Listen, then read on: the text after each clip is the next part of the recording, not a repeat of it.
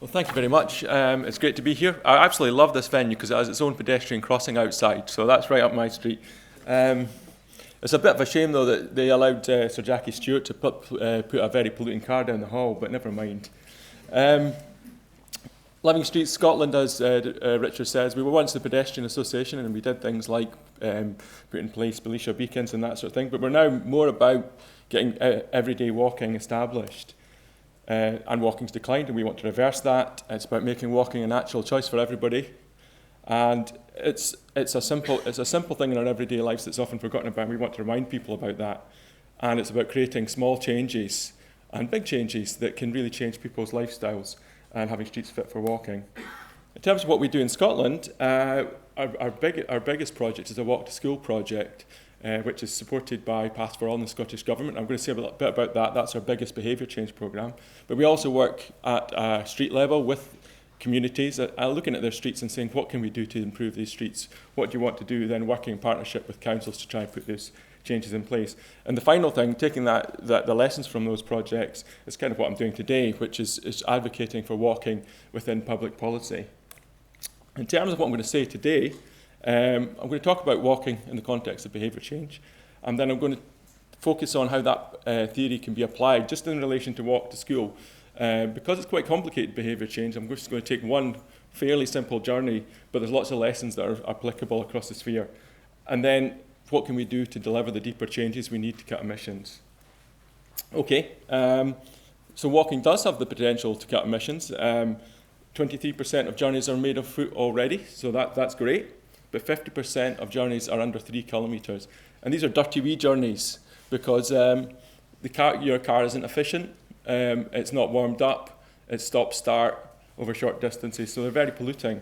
And if you look at our towns and cities, where you see the most traffic, you also probably see the most opportunities and the most pedestrian activity. So this is what we need to target. I just have a wee statistic for you. Quite shocking. A lot of people just don't walk anywhere anymore. It's been signed out of our lives. And I can give you a similar statistic. For Scotland, 22% of people within a year will never have walked 20 minutes less than once. Or that's what they claim. Okay, in terms of how do we start addressing this issue, there's a theory, we need better infrastructure, which I'm going to slightly contradict myself at the end and actually say we do, but actually if we build it, will they come?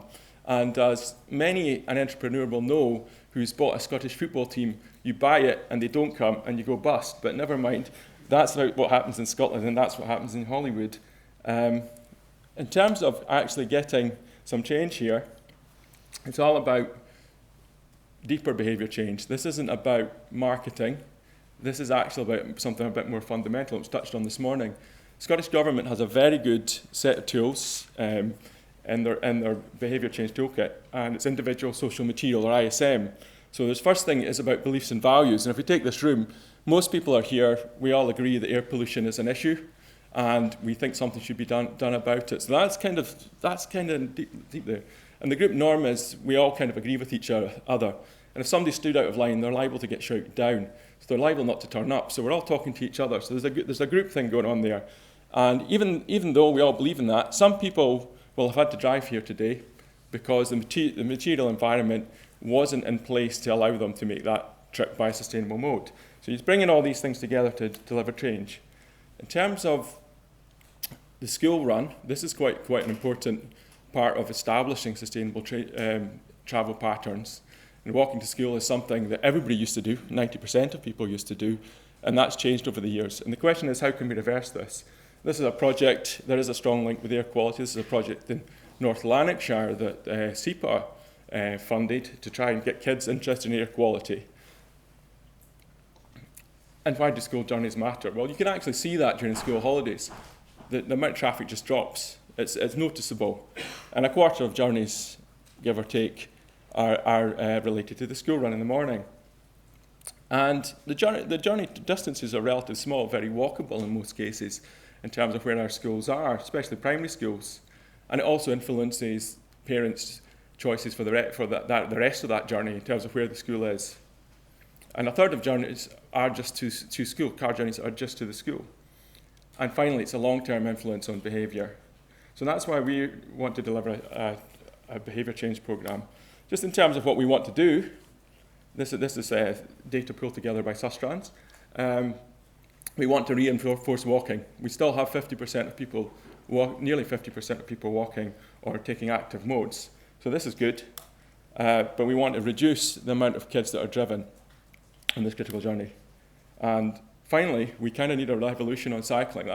That's further down the line. We need to get people walking before we can get them cycling in terms of infrastructure. But there's lots of things we can do now. So what we're looking at is trying to reinforce all these healthy journeys that are low emissions journeys, then starting to tap into what we can do about these unhealthy high emission journeys. And why do we have the travel patterns we do at the moment? Well, walking to school isn't exactly seen as cool. That's not what kids want to do. Cycling is perceived as cool, but the infrastructure isn't really available yet in a lot of cases for kids to do that. And finally, in terms of the perceptions of parents, thinking about this individual social material, it's felt to be unsafe. And finally, there are exaggerated perceptions about times and distance, because people don't walk a lot. They think it takes a lot longer to go. And they also think Scotland is a lot wetter than it actually is. If somebody wants to work, it isn't actually that bad, despite what you've seen today. In terms of getting these perceptions right, this is kind of the ghost of public information campaigns past, but it lasts. It's saying walking to school is actually quite dangerous. It's actually one of the safest journeys. In terms of the infrastructure, has been improved. There's crossing patrols, there's parents there. It's one of the safer journeys kids will make, but the perception is it's dangerous, so a lot of parents won't. So we need to challenge that.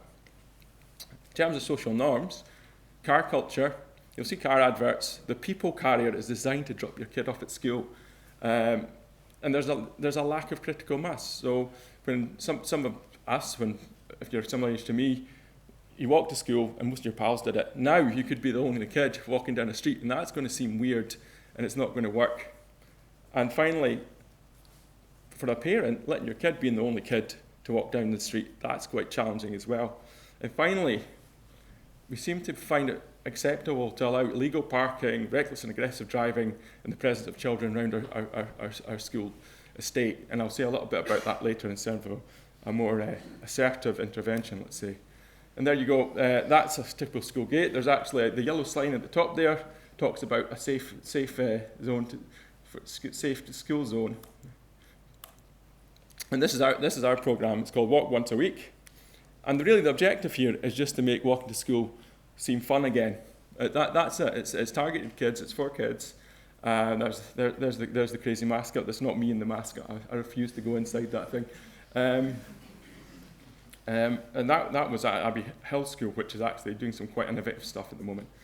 And the way it works is it fits into the curriculum.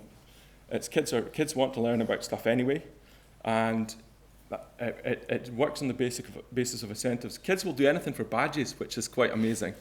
So they get badges the more they walk, and we track that on whiteboards. And that's quite disturbing when you see a whiteboard, because then you realise how old you are, because the blackboards are actually up the stairs in this museum. So that's disturbing, but anyway, we have to use the technology that's there, and it collects all the data as we go along, so we can see who's walking, they get rewards, and it creates a culture of walking in that school. It's very cost effective, because you're really only paying for the basic classroom resources, logging onto the system, and the badges. And even the Scottish Government Minister even seemed to have fun. He really wanted that badge, and he did actually walk to school that day. And I think that is a good thing about where we are with active travel. I don't think 10 years ago you would have seen Scottish Government ministers actually walking to an event, and it was just the done thing. He says, no, I'll be walking, which is great. So I think that's a real positive. Quite a big programme. This year we do about 20,000 pupils on a normal year. This year has been really good because the Scottish Government created a behaviour change project called Smart Choices, Smart Places, and that's allowed us to fund a whole load of extra schools. So we're up at 55,000, and actually the most well-recruited school local authority area in the whole of the UK is North Lanarkshire Council, and they got up and running, and they've just about got all their schools on this programme, and they did that within a sort of term. So we'll see what results we get. And we should get good results, because we did evaluate this a few years ago to look and see if we can make a difference, and the intervention was making a noticeable difference between schools that weren't participating. We probably need to look at that again, but all the evidence is there is higher levels of walking. This is actually figures from some similar programs that were run south of the border, and they do cut car use, and that's really what we're about in terms of cutting emissions. So we can get people out cars, and as Matt says, a lot of these programs are pretty cost-effective interventions, and that diagram just kind of sums up where we are with the school run in terms of this reinforcing cycle we need to break. And there we go. That, in terms of how that fits with the behaviour change model, walking to school is fun. And kids like it. Once there's enough of them, they walk together, they play, they enjoy the street, it's more visible, and they're making use of existing infrastructure. Quickly on material issues, there is material issues we do have to address in terms of the distances between places, perceptions of safety, impacts of traffic volumes, and finally, I think an important point is the lack of childcare. And I think in terms of how that works within the day, and how people can fit that into their day. And a big warning in terms of the direction of travel, we shouldn't be building bigger schools that you can't walk to, and we are going in that direction in certain places.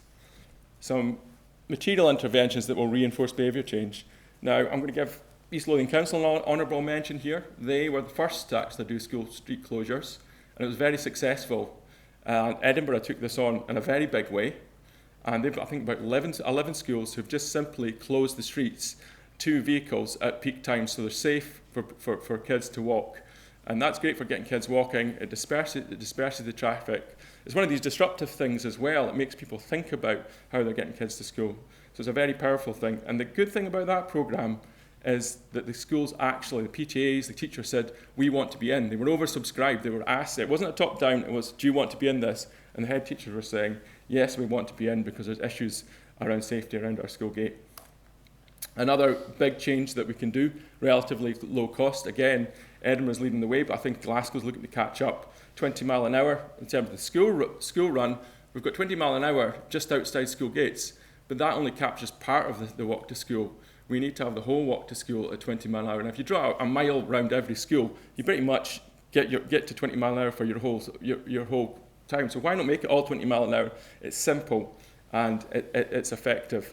And it does, people have to alter their driving patterns, but it should cut emissions, and it will definitely cut emissions if it encourages people to get out of their cars and walk and cycle because they feel it's safer.